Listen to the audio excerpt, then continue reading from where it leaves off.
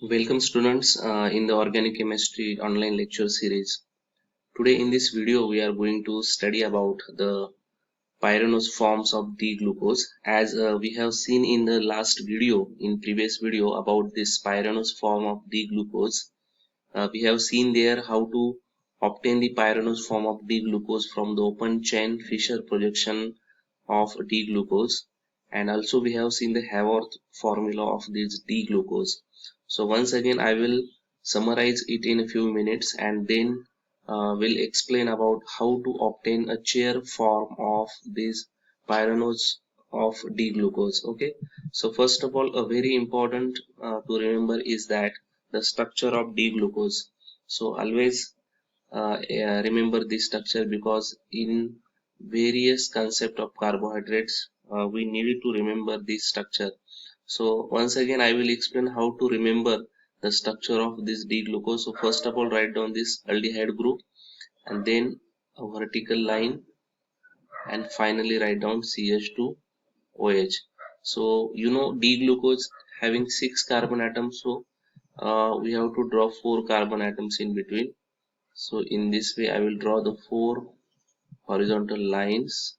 Okay, so only remember that carbon number 3, if we give the numbering from here, so this will be carbon number 3. So OH group of this carbon number 3 is only on left hand side, all others are on right hand side, remember. So in this way you can remember the structure of D glucose. Okay, why it is D glucose? Because this OH group is on right hand side, so it is called as D glucose. Okay, in last video I have explained that how to obtain the pyranose form. So actually in nature glucose are found in its pyranose form, because pyranose form is more stable form of this D-glucose instead of this open chain form. So in nature actually there is interconversion between open chain form and pyranose form. But how to obtain pyranose form? So to obtain pyranose form, the hydroxy group of carbon number 5, this is having lone pair of electron. So this group uh, attacks over here on this carbonyl carbon, and there is a formation of uh, alpha D-glucopyranose and beta D-glucopyranose. So depending upon the position of this resulting OH group, there are two anomers formed. One is alpha anomer and another one is beta anomer. So I will draw here the structure of both the anomers. Suppose the resulting OH form on the right hand side, we can consider so CH2OH. Okay, and this is fifth carbon OH group. So I will draw the structure like this. All other atoms are as it is, remember, all other are as it is. I will write here HOH, H, OH, H and OH. So here this is newly generated stereogenic center, and this hydroxy group is on right hand side. So this structure is called as alpha D glucopyranose. So as this is the pyranose form of D-glucose, so it is known as alpha D-glucopyranose. Why alpha? Because the hydroxy group is here on the right hand side, remember. So this is anomeric carbon, anomeric carbon, remember. Okay. So similarly, if this hydroxy group is on left hand side, then the structure which is obtained is known as beta D-glucopyranose. So I will draw here the structure: hydrogen,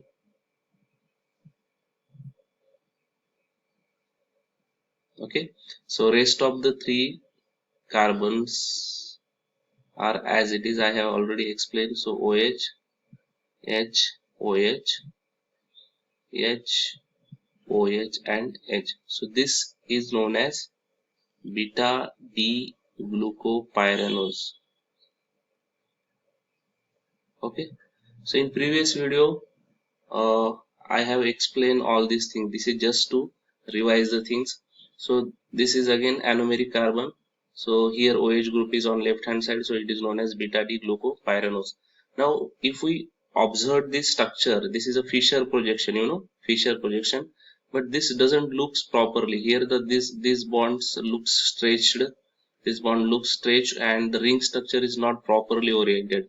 So instead of drawing this form of pyranose structure, it is well drawn in the Haworth form and chair form. Now I will explain how to draw the Haworth form and chair form of this alpha D glucopyranose and beta D glucopyranose. I have already explained how to draw the Haworth form. So once again I will show here that how to draw the Haworth form of this alpha D glucopyranose. So always remember, to draw the Haworth form, just you have to draw the proper 6-member ring first. So I will draw here a proper 6-member ring. Okay, this is a proper 6-member ring, and then draw the bonds over that ring like this. Okay, now you just have to watch this Fischer projection structure. The groups which are on right hand side of this Fischer projection, you have to draw them below the see, this is anomeric carbon. Now here this OH is on right hand side, so draw it as below. Okay, similarly we can draw other atoms as well. OH, H, OH, okay, H. Now rest of the groups you can draw, the groups which are on left hand side, we have to draw them above the plane. So here will be H, okay, here also will be H, here will be OH, okay, here will be H, and here will be CH2OH. So this is the Haworth form of this alpha D glucopyranose. So this is alpha D glucopyranose. Similarly, we can draw the Haworth form of this beta D glucopyranose. First of all, just draw the proper 6-membered ring, okay, in this way. Okay, after drawing the proper ring, just have to draw the bonds in this way. Okay, and what is the rule? The groups which are on right hand side of this Fischer projection, you have to draw them below the plane. So here will be, this is anomeric carbon, so H will be here, then OH will be here, H, rest of the things will be as it is, there will be no change, and the groups which are on left hand side will be above the plane. So I will draw here once again OH, H, and here will be CH2OH. So this is the beta D glucopyranose form. Okay, so in this form, this alpha D glucopyranose and beta D glucopyranose found in the nature. Now you see here, this is anomeric carbon. If OH group is below the plane, then it is called as alpha anomer. If OH group is above the plane, then it is called as beta D glucopyranose. Now as like this Haworth form, we can draw the chair form of this alpha D glucopyranose and beta D glucopyranose. So as per strain theory, we know that strain theory, this chair form is more stable as compared to this Fischer projection form as well as this Haworth form. So how to draw the chair form of this alpha D glucopyranose and beta D glucopyranose, that we will see now. Now the pyranose ring structures of carbohydrates are the 6-membered rings having an oxygen atom, we know this, and the stable conformation of 6-member ring is the chair form according to the strain theory that we know. Hence the Haworth formula of pyranose ring structure can be converted into the chair form. So we can convert this Haworth form of this alpha D glucopyranose and beta D glucopyranose into the chair form. So how to draw the chair form? So just remember, the groups which are above and below in the Haworth formula are also placed above and below in the chair form. There is no change in the position of the group. The group which are above the plane of this Haworth form will be above in the chair form as well, and the groups which are below the plane of this Haworth form will also be below in the chair form as well. Now you see here, I will draw over here the chair form first of all. Okay, so this is the chair form of this alpha D-glucopyranose. So in chair form, always there are two position on each carbon. One is axial position and one is equatorial position. So this is equatorial position, this is axial position. Okay, then again this is axial position, this is equatorial position, this is equatorial position, this is axial position. Okay, now you see here we will consider this carbon number 1 as an anomeric carbon. So here first of all we will draw the alpha D glucopyranose form. So here this OH group is below the plane, so here also we can draw the OH group below the plane. Okay, so hydrogen is above the plane, so we can draw hydrogen above the plane. Then carbon number 2, so we can draw OH below the plane as you see from this structure, and H above the plane. Okay, then similarly we can draw hydrogen below the plane, OH group above the plane as you see from the Haworth form. Again OH group is below the plane, hydrogen is above the plane, and here also CH2OH group is above the plane and hydrogen is below the plane. So this is alpha D glucopyranose. It is very simple, just draw the chair form, 6-member form, and the groups which are above the plane, write down them in above the plane. The groups which are below the plane, write down the below the plane. Similarly, we can draw the structure of beta D glucopyranose in its chair form. So this is the beta D glucopyranose form. Just I have written the groups which are above the plane in this Haworth form, they are above the plane in chair form as well, and the groups which are below the plane, they are below the plane in the chair form as well. The most important thing we have to remember by observing these two structure is that out of these two, which form is more stable, whether it is alpha D glucopyranose or beta D glucopyranose. So it is observed that this beta D glucopyranose form is more stable.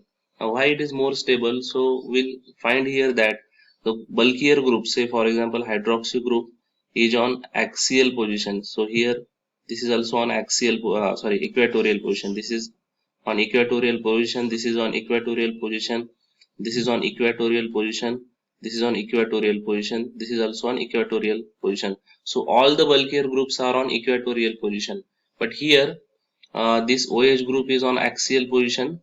Okay, and all others are on equatorial position. So as compared to alpha D glucopyranose, in beta D glucopyranose more groups are on equatorial position. So 6 groups are on equatorial position, but here only 5 groups are on equatorial position. So more bulkier groups if on equatorial position, then that form is more stable in case of chair form. So always remember that in nature this glucopyranose, this is obtained or found in the chair form of this beta D glucopyranose.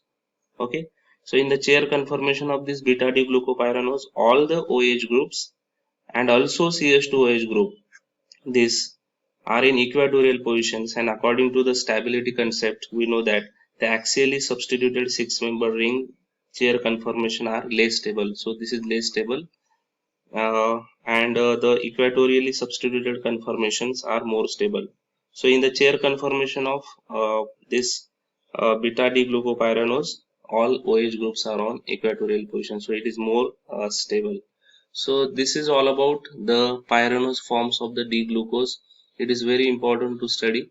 So first of all, from the open chain Fischer projection, we can draw the pyranose form by attacking this 5 position OH group to the carbonyl group, and we can draw the alpha D glucopyranose and beta D glucopyranose, this Fischer projection, as well as this Haworth form, and as well as this chair form. So this is all about the pyranose forms of the D glucose.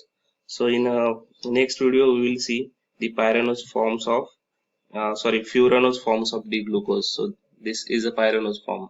Okay, so in this video we'll stop here and we'll meet in the next video with furanose forms of the D glucose. So till then we'll stop here. Have a nice day. Thank you.